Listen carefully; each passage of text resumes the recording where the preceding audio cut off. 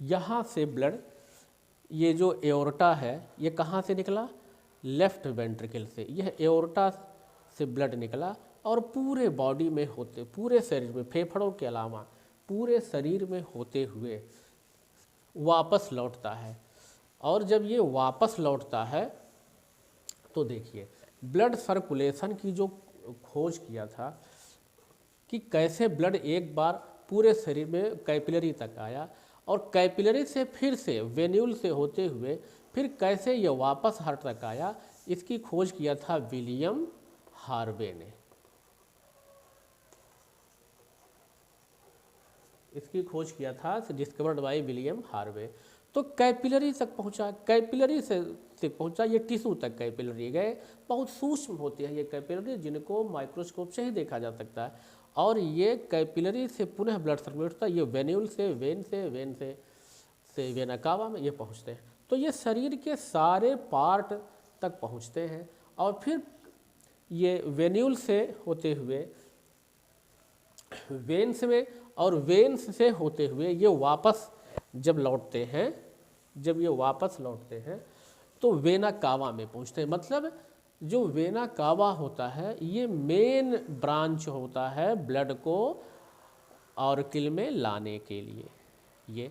ये vena cava दो, एक तो जो हेड और बाकी पार्ट से, यानी हार्ट के ऊपर के पार्ट से जो ब्लड को लाए वापस हार्ट में, और एक बाकी सारे हिस्से से ब्लड को लाए, तो इसको बोलते हैं superior vena cava. Superior vena cava. और ये जो है ये इन्फीरियर वेना कावा है। Inferior vena cava, superior vena cava. पूरे ये लेफ्ट वेंट्रिकल से निकल कर के ब्लड सारे शरीर में होते हुए CO2 वगैरह सब अशुद्ध जब हो जाता है तो फिर ये लौटता है वेन्यूल से होते हुए वेन से होते हुए वेना कावा। और वेना कावा ये मेन ब्रांच होती है जो हार्ट में ब्लड को लाती है। तो ये दो, ये सुपीरियर वेना कावा जो हार्ट के ऊपर से हेड वगैरह से ब्लड को लाती है, एक इन्फीरियर वेना कावा जो बाकी पार्ट से। ये जो वेना कावा होती है यह ब्लड को सीधे पहुंचा देती है राइट, ये ब्लड को पहुंचा देती है राइट ऑर्किल में। ये राइट ऑर्किल में ब्लड, अब ये इम्प्योर ब्लड है, प्योर नहीं, इसमें इम्प्योर ब्लड होता है, इम्प्योर ब्लड होता है। इम्प्योर ब्लड जब ये कॉन्स्ट्रिक्ट हुआ तो सीधे ब्लड पहुंच गया कहाँ, राइट वेंट्रिकल में। और जब राइट वेंट्रिकल में ब्लड आया, ये इम्प्योर ब्लड, फिर यहाँ से ब्लड निकल करके पल्मोनरी एओर्टा से होते हुए ये ब्लड पहुँचता है कहाँ, लंग्स तक। ये पहुँचता है लंग्स तक। कहाँ से, यह लेफ्ट राइट वेंट्रिकल से ब्लड निकला और ब्लड निकल करके पहुँचा लेफ्ट कहाँ, लंग्स तक।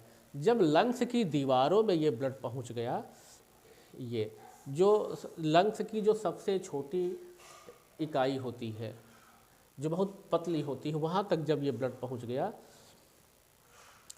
तो वहाँ पर यह कार्बन डाइऑक्साइड को छोड़ देता है और उसकी दीवारों में जो ऑक्सीजन आया था उसको ग्रहण कर लेता है। और फिर ग्रहण करके यह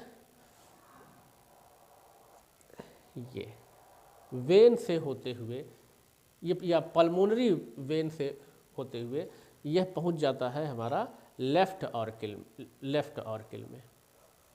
लेफ्ट ऑर्किल में पहुंच गया। अब लेफ्ट ऑर्किल में अभी तक ये देखो, यहाँ से ब्लड आया लंग्स में, क्या कहाँ से, पल्मोनरी एओर्टा से लंग में आया, पल्मोनरी आर्टरीज से लंग्स में आया। यह इम्प्योर ब्लड है, जब लंग्स में आया तब यह प्योर हो गया। जब यह प्योर हो गया, ऑक्सीजनेटेड हो गया, तो ऑक्सीजनेटेड ब्लड फिर पहुंच गया कहाँ, लेफ्ट ऑर्किल में, और लेफ्ट ऑर्किल से होते हुए लेफ्ट वेंट्रिकल में, और लेफ्ट वेंट्रिकल से फिर पूरे बॉडी में पहुंच जाता है। इसका मतलब ये हुआ एक ही चक्कर में ब्लड 2 बार हमारे हार्ट में आया। एक बार ये वेना कावा से आया, वेना कावा से होते हुए ये राइट ऑर्किल से राइट वेंट्रिकल से पहुंचा लंग्स में, और लंग्स में ब्लड प्योर होकर के फिर से आता है लेफ्ट ऑर्किल से ये पहुंचता लेफ्ट वेंट्रिकल, और फिर ये इस तरह से पूरे बॉडी में फिर ये सर्कुलेट होता है, सर्कुलेट होकर के फिर से ये वहाँ पर वापस आ जाता है। तो ये है ब्लड सर्कुलेशन। अब फिर हम इसी टॉपिक को अपने अगले लेक्चर में आगे बढ़ाएंगे। थैंक्स।